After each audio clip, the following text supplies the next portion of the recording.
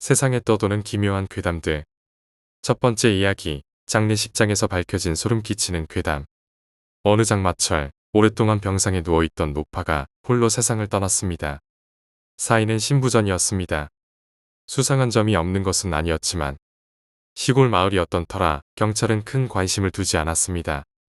범죄가 아닐 것이라 빠르게 판단한 경찰은 검시 없이 장례식을 허가했습니다. 장례식 당일 약 80명 가까운 사람들이 모였습니다. 스님이 독경을 시작하며 장례식이 무사히 진행되었습니다. 상주부터 분향이 시작되었고 친족들과 지인들이 줄을 서서 향을 올리며 고인을 추모했습니다. 그러던 중 고인의 조카 뻘되는 중년의 남자가 분향줄에 섰습니다. 그 순간 단상에 놓인 초들이 격렬히 타오르기 시작하며 불꽃이 흔들렸습니다. 돌풍인가 싶어 사람들은 창문을 바라봤지만 창문은 굳게 닫혀 있었습니다. 사람들이 웅성거리는 사이 조카 뻘되는 남자는 영정 앞에 서서 향을 이마 위까지 들어올렸습니다. 바로 그 순간 모든 초가 일제히 꺼져버렸습니다. 장례식장은 일순간 정적에 휩싸였습니다. 스님은 동요하지 않고 계속 경을 읊었지만 그때 무거운 노쇠 촛대가 단상을 떠나 허공을 가르며 날아갔습니다. 마치 누군가 온 힘을 다해 던진 것처럼 낮게 깔려 날아갔습니다. 순식간에 장례식장의 분위기는 얼어붙었습니다. 조카 뻘되는 남자는 당황한 채 우물쭈물하며 신음소리를 냈고 사람들은 웅성거렸습니다. 하지만 스님은 더욱 차분하게 그러나 한층 더 큰 소리로 부드럽게 독경을 이어갔습니다. 조카 뻘되는 남자는 정신을 차리더니 분향을 마치고 허둥지둥 자리를 떠났습니다. 눈앞에서 벌어진 기묘한 현상의 사람들은 말을 잇지 못했습니다. 상주인 장남이 스님에게 조심스레 물었습니다. 무슨 일이 일어난 건가요? 스님은 담담하게 대답했습니다. 제가 직접 말씀드리기 어렵습니다. 한 달 정도 지나면 알게 되실 겁니다. 그리고 정확히 한 달 뒤, 조카 뻘되는 남자가 경찰에 체포되었다는 소식이 전해졌습니다. 노파의 통장, 인감, 지문서를 몰래 유용하다가 범행이 들통났고 결국 살인까지 저지르게 된 것이었습니다. 이 사건은 장례식이 있은 지 한 달이 지난 후 밝혀졌습니다. 그 스님은 그전까지만 해도 인사치레에 서툴러 시주를 받지 못해 인기가 없었습니다. 하지만 이 사건을 계기로 그의 명성이 높아지며 지금은 노인들이 자주 찾아오는 큰 절이 되었다고 합니다. 두 번째 이야기, 누나와 과자. 이 이야기는 내 숙모님께 들은 일입니다. 어느 날 숙모님이 혼자 살고 있는 아들로부터 이상한 편지를 받았다고 해요. 편지 내용은 정확히 기억나지 않지만 대략 이런 내용이었습니다.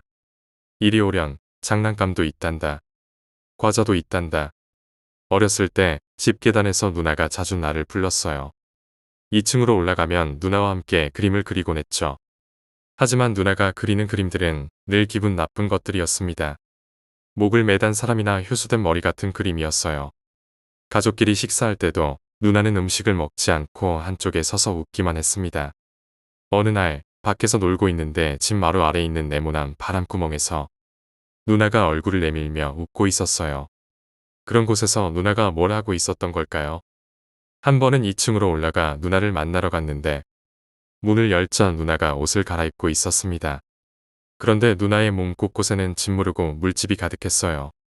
마치 무슨 병에 걸린 것처럼 보였습니다. 어머니, 그 여성은 누구였나요? 숙모님 부부는 이 편지를 보고 아들에게 치매가 온 것 같다며 웃으셨대요. 그래서 아들에게 전화를 걸어 이렇게 말했죠. 우리 집엔 나 말고 여자가 없잖니. 그런데 아들의 대답은 이상했습니다. 뭐라고? 미안, 안 들렸어. 그래서 기억났어? 지금 마침 집에 누나 와 있는데. 그리고는 전화가 뚝 끊겼습니다. 숙모님은 얼굴이 하얗게 질려 급히 아들의 집으로 달려갔습니다. 하지만 아들은 이미 근처 공원에서 분신 자살을 한 상태였다고 합니다. 그 후 숙모님은 제게 무서운 얼굴로 이렇게 말씀하셨어요. 너는 이 집에서 누군가 같이 놀자고 해도 절대 상대해주면 안 돼. 그 말을 듣고 난 이후로 저는 가능한 한 숙모네 집에는 가지 않으려고 하고 있습니다. 세 번째 이야기, 직행버스에서 마주한 기묘한 여인. 내가 대학 2학년이었던 1996년 봄에 일어난 일이야. 나는 인천에 살고 학교가 수원에 있어서 전철이나 직행버스를 타고 통학했어. 왕복 전철로는 3시간이 걸렸지만 직행버스를 타면 1시간에서 1시간 20분 정도로 단축됐지. 그래서 비싸도 직행버스를 자주 이용했어. 특히 전공 작업 때문에 항상 막차를 타고 집에 돌아오곤 했지. 어느 날 가벼운 비가 내리는 쌀쌀한 밤에 나는 막차를 타고 집에 가던 중이었어. 늘 그렇듯 창문에 기대어 잠들었는데 갑자기 엄청난 소리가 들렸어. 깜짝 놀라 주변을 둘러봤지만 버스는 멀쩡했고 사람들도 잘 자고 있었어. 마치 나 혼자만 들은 것 같았지. 다음 날 뉴스와 신문을 확인해 봤지만 사고 소식은 없었어. 며칠 후 또다시 비 오는 밤에 막차를 타고 가던 중이었어. 이번에도 잠시 졸다가 광 소리에 놀라 비명을 질렀어. 하지만 이번에도 버스에는 아무 이상이 없었고 사람들도 조용히 있었지. 그 뒤로 비 오는 날 막차를 타면 어김없이 그 소리에 잠에서 깨곤 했어. 그리고 소리가 항상 같은 지점에서 들린다는 걸 깨닫고 나니 비 오는 날엔 무서워서 전철을 타고 싶어질 정도였어. 어느 날 한동안 날씨가 맑다가 예고 없이 비가 내렸어. 우산도 없던 나는 직행버스를 타기로 했지. 막차를 타고 가던 중 웬일인지 그날은 잠이 오지 않았어. 마치 무언가 일어날 것 같은 불길한 예감이 들었지. 그러다 예상대로 쾅 하는 소리가 들렸어. 그 순간 나는 고개를 들어 창밖을 봤고 사고 다발 지역이라는 표지판이 스쳐 지나가는 걸 봤어. 바로 그때 앞좌석에 앉아있던 남자도 놀라며 주위를 둘러봤어.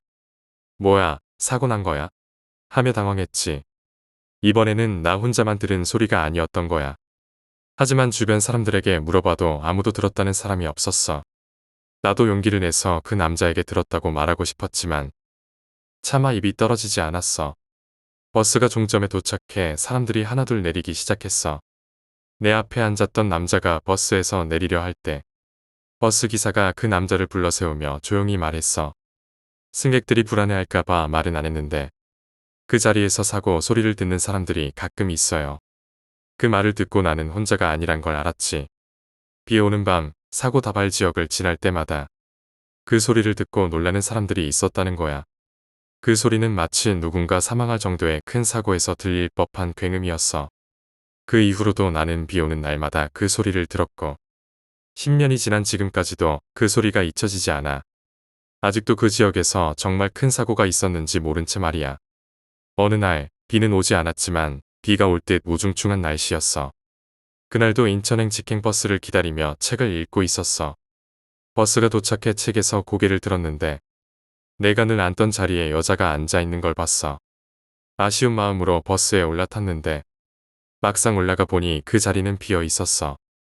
혹시 자리를 옮겼나 싶어 주변을 둘러봤지만 버스 안에는 나와 아주머니 외에 아무도 없었어. 착각이었나? 하고 곧 잊어버렸지. 무사히 인천에 도착한 후 버스에서 내리면서 무심코 내가 앉았던 자리를 돌아봤어. 그 순간 나는 숨이 턱 막혔어. 그 자리에 아까 본 여자가 앉아 있었어. 그녀는 나를 바라보며 천천히 미소 짓고 있었어. 그 미소를 보는 순간 온몸에 소름이 쫙 돋았어. 본능적으로 느낄 수 있었어. 이건 무언가 잘못된 거야. 그 이후로 나는 절대로 인천행 직행버스를 타지 않았어. 네 번째 이야기, 남녀의 진실. 그들의 눈앞에 놓여 있던 것은 남자가 여자를 뒤에서 끌어안는 모습으로 꼭 붙어있는 두 남녀의 시체였어. 두 시체는 1층 거실에 있었고 식탁 위에는 그들의 마지막 식사로 보이는 음식이 남겨져 있었지. 두꺼운 콧수염을 매만지던 형사가 옆에 있는 장발의 갈색머리 남자에게 물었어. 이봐, 어떻게 생각해? 동반 자살이겠지? 형사의 질문에 남자는 살짝 고개를 갸웃하며 대답했어. 동반 자살요? 왜 그렇게 생각하시죠? 콧수염을 한 번 더 만지며 형사는 자신만만하게 말했어. 조사 결과 이둘은 큰 빚에 시달리고 있었어. 남자가 묻자. 그래서요? 빚 때문에 이 둘은 결국 동반 자살을 택한 거라고. 부엌에서 독약도 발견했어. 형사는 독극물이 담긴 작은 병을 꺼내 보여주며 말을 이었어. 남자는 독으로 죽었어. 그래서 난 추리를 했지. 갈색머리 남자가 물었어. 추리가 뭔데요? 형사는 외투를 매만지며 어깨를 으쓱했어. 남자가 먼저 여자를 죽이고 독약을 마신 뒤 죽었어. 사랑하는 여자를 꼭 끌어안고 죽은 거지. 참 안타까운 남녀야. 갈색머리 남자는 고개를 끄덕이더니 형사를 바라보며 물었어. 그런데 왜 여자는 독약을 마시지 않았을까요? 형사는 잠시 멈칫했지만 곧 아무렇지 않은 듯 대답했어. 남자가 사랑하는 여자에게 독을 먹일 수 없어서 그랬겠지. 내 추리 어때? 갈색머리 남자는 고개를 좌우로 흔들며 단호하게 말했어. 틀렸네요. 형사는 얼굴을 붉히며 물었어. 뭐가 틀렸다는 거지? 남자는 두 시체를 바라보며 침착하게 설명을 이어갔어. 두 가지가 틀렸습니다. 우선 죽은 순서가 달라요. 그럼 남자가 먼저 죽었다는 거야? 남자는 차분히 말을 이었어. 여자가 남자에게 독약을 먹여 죽인 겁니다. 힘으로 제압할 수 없는 상대에게는 독약이 가장 효과적이죠. 여자는 남자를 살해한 후 시체를 처리하려 했습니다. 주변을 정리하고 시체를 옮기기 위해 준비를 마친 뒤 남자를 등에 업었겠죠. 하지만 무게를 견디지 못하고 쓰러졌고 그때 무릎에 멍이 들었어요. 남자의 말대로 여자의 무릎에는 시퍼런 멍이 들어 있었어. 그때부터 남자의 사후경직이 시작됐죠. 사후경직은 근육이 강할수록 더 강하게 일어납니다. 굳어가는 남자의 팔이 여자의 목을 조르고 무거운 몸이 그녀를 짓눌렀어요. 결국 여자는 그 압박에 의해 죽고 말았죠. 형사는 여전히 의문이 남은 듯 물었어. 무릎의 멍은 우연히 생긴 것일 수도 있지 않아? 그리고 남자가 먼저 죽은 후 여자를 안고 죽으면서 경직됐을 수도 있고. 남자는 형사를 향해 천천히 걸어가며 말했다. 시체를 자세히 보면 알아요. 정밀 검사를 하면 확실히 밝혀질 겁니다. 형사는 고개를 갸우뚱하며 물었어. 뭘 봐야 한다는 거지? 남자는 조용히 대답했어. 남자의 팔뚝에는 여자의 매니큐어 자국이 남아있고 여자의 손톱에는 남자의 살점이 긁혀 있어요. 죽은 여자가 남자의 팔을 붙잡고 긁었을 리는 없잖아요. 말을 마친 남자는 형사를 지나쳐 현관 쪽으로 걸어갔어. 그의 뒷모습을 바라보던 형사는 문득 또 다른 질문이 떠올랐어. 죽은 순서 말고 내가 틀린 건 뭐지? 문 앞에 멈춰선 남자는 슬며시 돌아보며 쓸쓸한 미소를 지었어. 그 두 남녀는 서로 사랑하지 않았어요. 5번째 이야기, 무당의 경고와 가족의 이사. 제가 국민학교를 다닐 때 집에서 학교까지 걸어서 50분이 걸렸습니다. 그 길은 집 한 채 없이 낮은 야산과 밭들로 이어진 구불구불한 길이었죠. 그 길은 깊은 산도 아니고 신장로가 시원하게 뚫려 있어 보였지만 누구도 혼자 다니려 하지 않았습니다. 다들 본능적으로 그 길이 무섭다는 것을 느꼈던 것 같습니다. 특히 그 길에 있는 작은 소나무 숲은 더욱 기이했습니다. 100그루도 되지 않는 작은 숲이었는데 나무들이 이상하게 서로 얽혀 자라면서 풀숲과 나무에 가려 바로 앞도 보이지 않을 정도였습니다. 시골 아이들은 뱀을 잡고 밤을 따며 어디든 가곤 했지만 이 숲만큼은 절대 들어가지 않았습니다. 이곳을 지날 때면 모두 눈을 돌리고 때로 노래를 부르며 재빨리 지나가곤 했습니다. 나중에 들은 이야기에 따르면 이 숲 근처에서 도깨비나 귀신에게 홀려 죽은 사람들이 많다고 했습니다. 어른들조차 혼자 지나가지 못하고 개라도 데리고 가야 겨우 통과할 정도였습니다. 제가 아는 옆 동네 아저씨도 술김에 그 길을 지나가다가 홀려 며칠을 앓다 돌아가셨습니다. 친구가 겪은 일. 제가 5학년이었을 때 학교에 도착하니 반 친구들이 떠들썩했습니다. 옆 동네에 같은 반 여자친구가 병원에 입원했다는 소식이었죠. 선생님께서 아이들을 진정시키며 그 친구가 보지 말아야 할 것을 보았다고 말씀하셨습니다. 그 친구는 혼자 언덕 근처 아버지 밭에 있다가 집으로 돌아가려다 일이 생겼다고 합니다. 평소에는 빽빽한 숲이라 속이 잘 보이지 않았는데 그날은 숲속이 300m나 훤히 보였다고 합니다. 길을 걷던 그 친구는 이상할 정도로 기분이 상쾌해지더니 누군가 자신을 부르는 소리를 들었습니다. 고개를 돌려보니 옆 동네 아저씨가 나무에 매달려 웃으며 여기 와보라고 손짓하고 있었습니다. 친구는 착한 성격이라 아저씨의 부름에 응하려고 다가가려는 순간 갑자기 뒤통수를 세게 맞는 듯한 고통을 느끼며 그대로 기절했습니다. 아버지의 구출. 알고 보니 친구의 아버지가 뒤따라가서 친구를 구한 것이었습니다. 아버지는 밭일에 필요한 곡괭이를 가지러 뒤따라가던 중 딸이 언덕길 끝에서 멈춰서더니 손을 앞으로 내밀고 머리카락이 일제히 쏟아오르는 모습을 보았습니다. 딸은 마치 홀린 듯 숲속으로 달려가고 있었습니다. 아버지는 소리쳐 부르며 쏜살같이 달려가 딸을 붙잡았지만 딸은 꿈쩍도 하지 않고 오히려 아버지마저 끌어들이려 했습니다. 결국 아버지는 딸을 세게 때려서야 정신을 차리게 할 수 있었습니다. 그리고 그곳에서 희미하게 뭔가가 왔다 갔다 하는 것을 목격했다고 합니다. 어른들과 함께 다시 그 장소를 찾아가 보니 그날 친구가 본 것은 알코올 중독에 시달리던 아저씨의 시신이었습니다. 그 아저씨는 목을 메고 숨진 상태였던 겁니다. 반복되는 비극. 이 사건 이후로 동네 사람들은 공포에 휩싸였습니다. 특히 그 아저씨는 살아있을 때 내가 죽으면 다 데려가겠다는 말을 자주 했기에 사람들은 친구가 당한 일이 아저씨의 저주라고 믿었습니다. 그 후 그 아저씨의 집에서는 더 끔찍한 일들이 이어졌습니다. 그가 죽은 지 1년 뒤 그의 큰아들이 같은 장소에서 농약을 먹고 죽었습니다. 2년 뒤, 3년 뒤에도 둘째와 셋째 아들이 같은 날에 스스로 목숨을 끊었습니다. 결국 할머니는 막내 아들만큼은 살리기 위해 급히 서울로 이사했습니다. 덕분에 막내는 살아남을 수 있었습니다. 마을에 남은 흔적. 나중에 어머니께 들으니 그 장소는 예전부터 떠돌이 거지들이 자주 변사체로 발견되던 곳이었습니다. 더 무서운 것은 그 자리에 공공기관이 들어섰다는 사실입니다. 언덕과 숲 일부는 그대로 남아 공원부지로 사용되고 있습니다. 그뿐만 아니라 공공기관이 들어선 다른 집터에서는 8달 중 7이 같은 생일에 사망했습니다. 막내딸이라도 살리기 위해 그 가족은 급히 서울로 이사갔습니다. 그곳은 여전히 스산한 분위기를 풍기며 경비 업무를 맡은 사람들이 걱정될 정도로 으스스한 장소로 남아 있습니다. 6번째 이야기, 아궁이 속 귀신. 어릴 적 내가 겪은 이야기다. 나는 과거 청주 무심천 근처에서 살았어. 그래서 자주 무심천에 놀러 갔는데 어느 날 그곳에서 물에 빠졌던 적이 있어. 사실 그때 기억은 잘 나지 않아. 당시 나는 6살이었고 비가 내린 지 이틀 정도 되어 물이 불어 있었대. 한참 떠내려가던 나를 지나가던 누나가 구해줬다고 해. 다행히 무심천은 유속이 빠르지 않아서 그 누나가 구할 수 있었던 것 같아.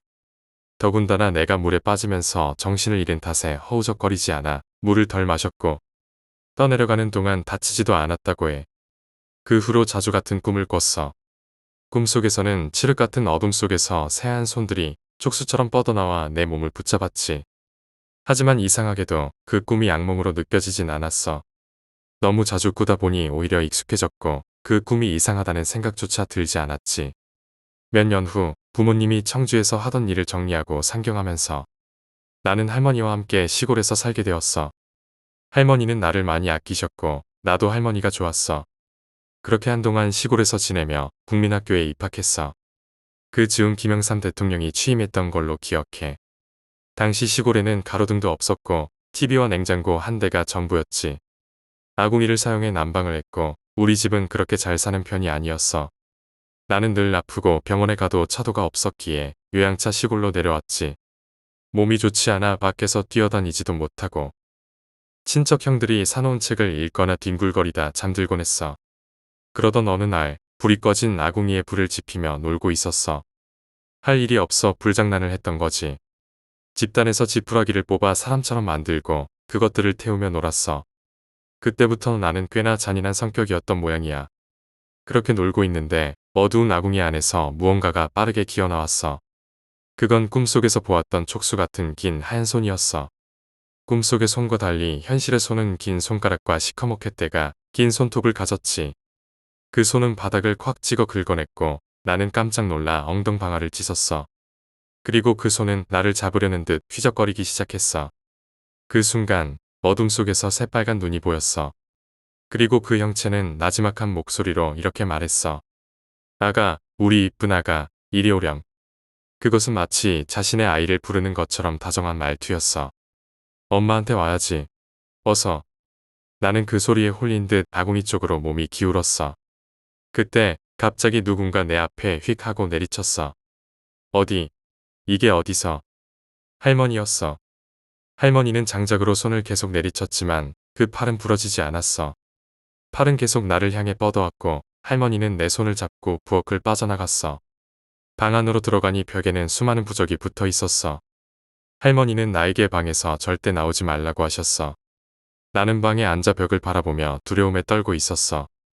그때 바닥에서 나지막한 목소리가 들렸어. 아가, 내 사랑스러운 아가, 누가 널 데려갔니? 손톱으로 바닥을 긁는 소리가 계속 들려왔어. 얼마나 시간이 흘렀을까? 큰아버지 내외가 밭일을 마치고 돌아왔지만 할머니는 그들을 들이지 않고 사랑방으로 가라고 하셨어. 그날 밤, 방 안에 있던 나는 아궁이에 그것이 다시 나를 부르는 소리를 들어야 했어. 그리고 다음 날 새벽, 할머니의 부탁으로 찾아온 무속인 아줌마가 방에 들어왔어. 그녀는 나를 바라보며 말했다. 이놈이냐? 그 아줌마는 내 몸에서 무언가를 떼어내는 신용을 하더니 작두칼로 아궁이 속 그것에 팔을 퍽 내리쳤어. 돌아가라, 이 잡거다. 팔이 잘려나가며 그것은 비명을 질렀고 아줌마는 잘려나간 팔을 작은 관에 넣어 봉인했어. 그 후로 나는 아궁이에 그것을 보지 못했어. 하지만 몇 년 뒤 할머니가 돌아가시고 집이 어무러지자 그것은 다시 나타났어. 그리고 내 뒤에서 속삭였어. 줄은 거의 다 풀었어. 이제 이 종이만 떼어내면 돼. 7번째 이야기, 고모 할머니의 영정사진. 이 이야기는 지금은 고인이 되신 큰어머니께서 겪으신 일입니다. 큰어머니께서 막 시집을 오시기 전 시댁에 인사를 드리러 오신 날이었다고 합니다. 정신없이 시댁 어른들과 친지들에게 인사를 드리고 점심 식사를 마친 뒤 뒷정리를 하신 후 잠시 숨을 돌릴 무렵 할머니께서 큰어머니를 따로 부르셨다고 해요.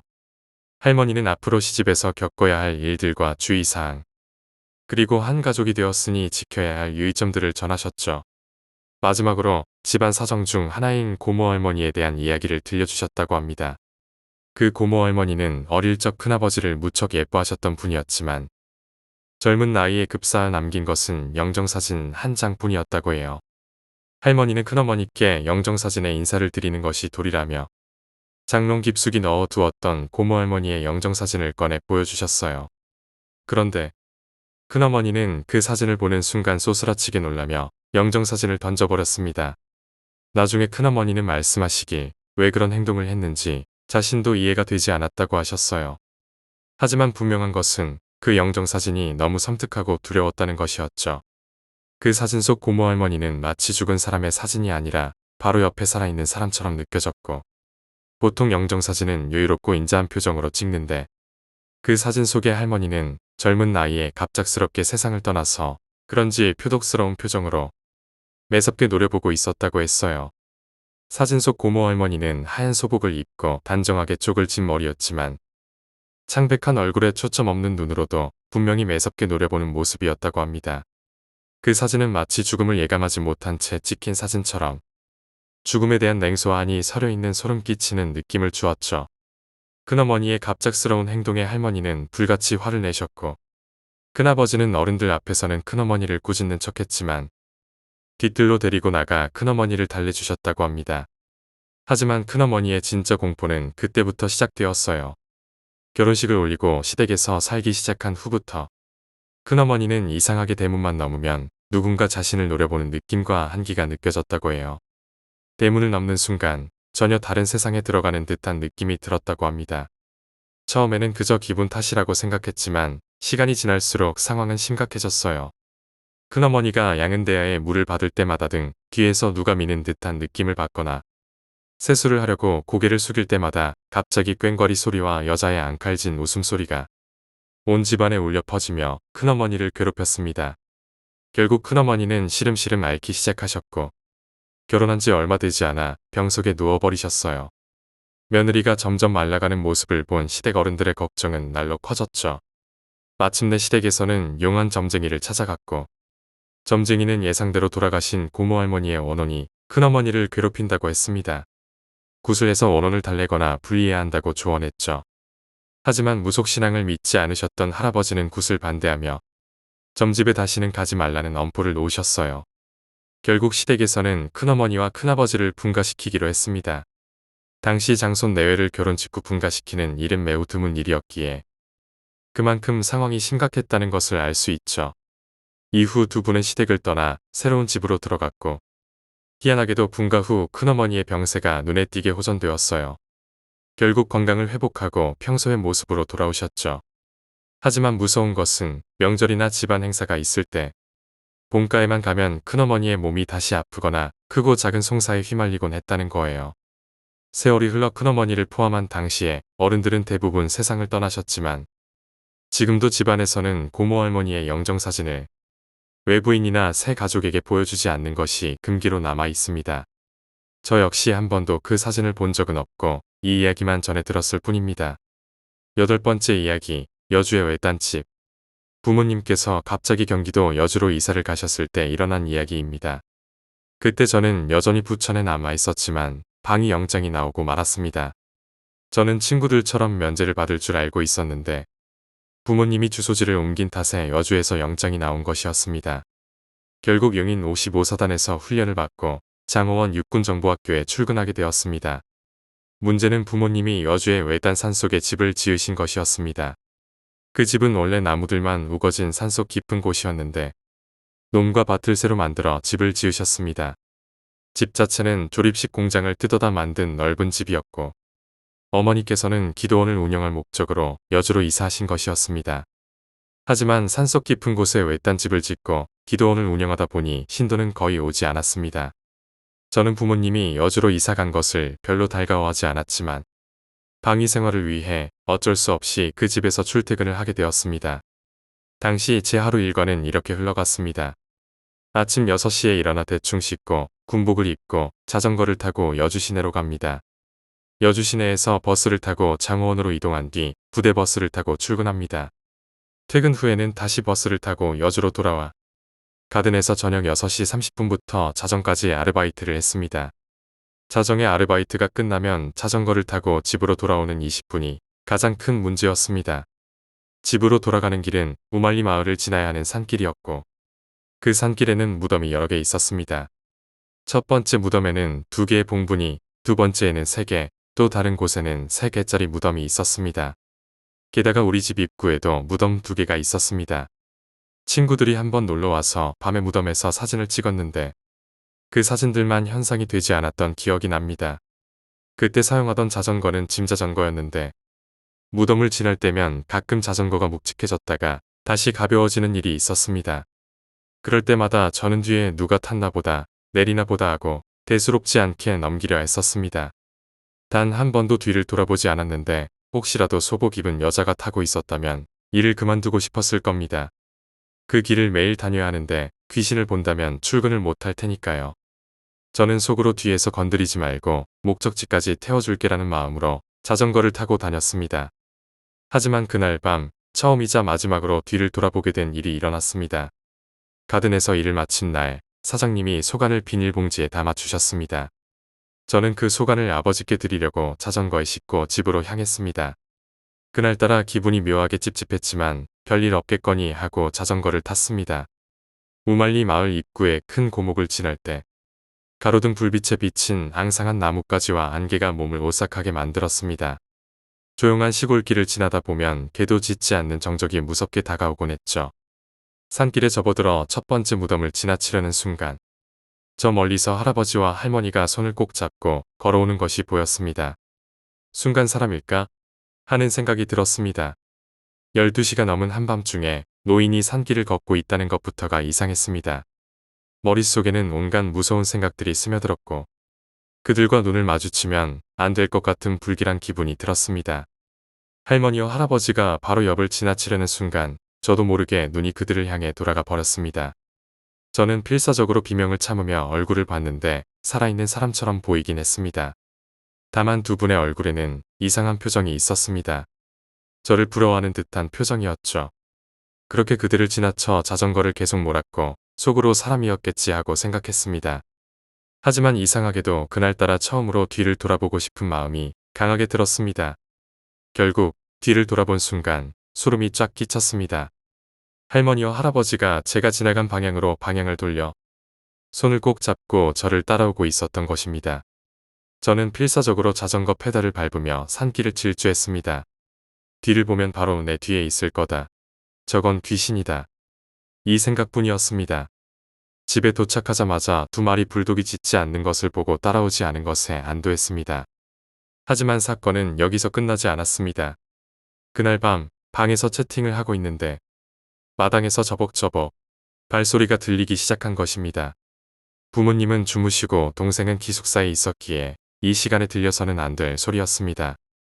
발소리는 점점 제 방 창문 쪽으로 가까워졌고 창문 바로 앞에서 또 끊겼습니다. 커튼을 젖히고 확인하고 싶은 마음이 들었지만 저는 차마 확인하지 못했습니다. 그저 성경책을 끌어안고 주기도문과 사도신경을 외우며 침대 밑에서 잠을 청했습니다. 다음 날 아침 저는 다시는 그 일을 확인하지 않은 게 현명했다고 생각했습니다. 그 후로도 일주일 정도 더 일을 다니다가 결국 가든 일을 그만두었습니다. 산길을 지날 때마다 할머니와 할아버지가 나타날 것 같은 두려움에 시달렸기 때문입니다. 지금은 12년이 흘러 집 주변에도 전원주택이 생기고 길도 4차선으로 넓어졌습니다. 중간에 있던 무덤들도 모두 사라지고 그 자리에 전원주택이 들어섰습니다. 가끔 그 무덤 자리를 지나갈 때마다 그 전원주택에 무언가가 나타나지 않을까 걱정이 들곤 합니다. 자전거가 무거워지던 그 무덤들 말입니다. 9번째 이야기, 무인도 낚시터에서 들린 속삭임. 낚시에 빠져있던 시절, 만두 인근의 갯바위 포인트로 떠나려다 마주친 이야기다. 갯바위 낚시란 바다 한가운데 솟아오른 바위나 작은 무인도 근처에서 배를 타고 가서 낚시를 즐기는 위험한 취미다. 그날 나는 감성돔 한 마리를 잡으려 만반의 준비를 하고 있었다. 낚시점에 들러 미끼와 장비를 준비하던 중 뒷방에서 끙끙대는 소리가 들려왔다. 궁금한 마음에 주인에게 물어보니 표정이 어두워졌다. 뒷방에는 장박꾼으로 불리던 한 낚시꾼이 있었는데 그는 며칠 동안 무인도에 자리 잡고 낚시를 하다 돌아온 후 정신이 나간 채 방에 틀어박혀 있었다고 했다. 술 냄새를 풍기며 사시나무처럼 떨고 있는 그 낚시꾼은 일주일 동안 방을 떠나지 못하고 있었다. 궁금증을 참지 못한 나는 그와 술을 나누며 그날 밤의 이야기를 들었다. 바다 위를 걸어온 사람들. 그날 밤 낚시꾼은 낚시의 성지라 불리는 특급 포인트에 자리를 잡고 있었다. 2주 동안 좋은 조항을 보이며 가을 감성돔을 낚아올렸지만 날씨가 점점 악화되자 그는 밤낚시를 포기하고 텐트에 들어가 술을 마시며 쉬고 있었다. 그런데 텐트 아래 바닷가에서 이상한 소리가 들려왔다. 처음에는 고래 비슷한 상괭이가 지나가는 줄 알았지만 내려다본 바닷물 위에는 사람들이 보였다. 수심이 깊은 그 바다 위로 사람들이 걸어가고 있었다. 남쪽 방향을 향해 마치 부유하듯 서너씩 물이 지어 걷고 있었다. 그는 순간 자신이 꿈을 꾸고 있다고 생각했다. 하지만 바람이 부는 소리와 구름 사이로 비치는 희미한 별빛 속에 남녀노소 할 것 없이 수백 명의 사람들이 서로 손을 잡고 바다 위를 걸어가고 있었다. 깨어나기 위해 자신의 뺨을 때리며 헛기침을 했지만 그 소리에 사람들이 고개를 들어 텐트를 바라보았다. 그리고 그들은 절벽을 스물스물 기어 올라오기 시작했다. 같이 가자. 같이 가자. 그 순간 낚시꾼은 공포에 질렸다. 바다 한가운데 있는 바위섬 중턱에 텐트를 치고 혼자 있었기에 도망칠 곳도 숨을 곳도 없었다. 그는 텐트 지퍼를 잠그고 침낭 속으로 머리를 파묻었다. 바깥에서는 누군가가 텐트를 쓰다듬으며 소곤거렸다. 같이 가자. 같이 가자. 그는 온몸이 떨리고 식은땀을 비 오듯 쏟으면서도 살려주세요. 살려주세요. 라고 중얼거리며 기도했다. 얼마나 시간이 흘렀을까. 정신을 잃었던 그는 해가 뜰 무렵에야 깨어났다. 페리고 침몰과 걸어가는 영혼들. 다음 날 그는 모든 장비를 내팽개치고 배를 타고 육지로 나왔다. 그리고 나서도 눈만 감으면 같이 가자. 라는 소리가 들려 잠도 잘 수 없었다. 그저 술만 마시며 그 소리를 잊으려 했지만 일주일이 지나도 그 목소리는 계속 들려왔다. 낚시점 주인은 그 이야기를 듣고 말했다. 그가 겪은 그날은 바로 1993년 10월 10일. 서해 위도를 출발해 격포로 향하던 페리오가 침몰해 292명이 사망한 날이었다. 사고 당시 근처에서 낚시하던 낚시배가 44명을 구조했으며 생존자들 중 다수는 구명조끼를 입고 있던 낚시꾼들이었다. 그날 바다 위를 걸어가던 영혼들은 어디론가 남쪽으로 향하고 있었다. 낚시꾼은 그날 그들과 함께 바다를 걸어 어디론가 갈 뻔했다. 10번째 이야기, 숲속에 놓인 금고. 서울에 직접 체험한 실화입니다. 개인적으로는 정말 무서웠던 경험이지만 다른 사람들은 어떻게 느낄지 모르겠습니다. 저는 약간 시골에 살고 있습니다. 면허가 없어서 근처 편의점에 갈 때는 늘 걸어서 다니는데 그 길에는 숲이 우거져 마치 터널처럼 보이는 구간이 있습니다. 이 터널 같은 길을 약 30m 정도 지나야 편의점에 도착하는데 주 3회 정도는 다니는 익숙한 길이었습니다. 어느 날 그 터널 구간 중간에 있는 공터에 웬 금고가 나뒹굴고 있는 것을 보았습니다.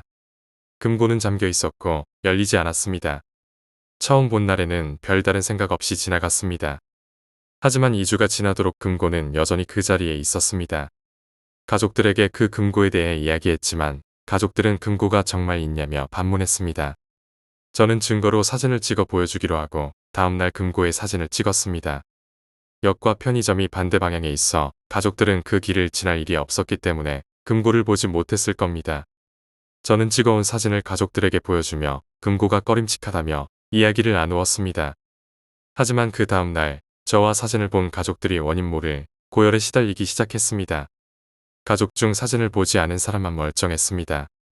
저는 체온이 42도까지 치솟아 병원에 후송되었지만 병원에서는 별다른 문제가 없다는 진단만 내렸습니다. 사진을 본 다른 가족들도 38도 가까운 고열에 시달렸습니다. 의사들은 사흘 정도면 나을 거라 했지만 일주일이 지나도 열은 40도 근처에서 떨어지지 않았습니다. 혈액 검사에서도 아무 문제가 없었고 독감도 아니었습니다.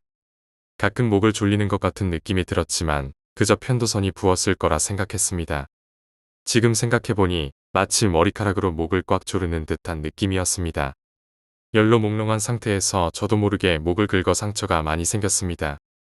열이 계속되던 중 문득 머릿속에 금고의 사진이 떠올랐습니다. 그리고 그 사진을 찍은 다음 날부터 열이 났다는 것을 깨달았습니다. 저는 급히 휴대폰에서 그 사진을 지웠습니다. 사진을 지운 순간 계속 느껴지던 오한이 사라지는 듯한 느낌이 들었습니다. 그 다음 날 거짓말처럼 열이 떨어졌습니다. 남은 건 지친 몸과 근육통뿐이었습니다. 저는 그 금고가 뭔가 위험한 존재였던 게 아닐까 생각했습니다. 사진을 지우기만 했는데도 몸이 멀쩡해지다니 믿기 어려웠습니다. 그 후로는 더 멀리 있는 편의점으로 피해 다니며 그 숲길을 피했습니다. 그런데 사흘 전 무심코 그 숲길을 다시 지나가게 되었습니다. 그곳에는 여전히 금고가 있었습니다. 하지만 이번엔 금고의 문이 비틀려 열려 있었습니다. 사진만으로도 그렇게 경을 쳤는데 그 금고를 열어본 사람은 어떤 일을 겪었을지 생각하기도 두렵습니다.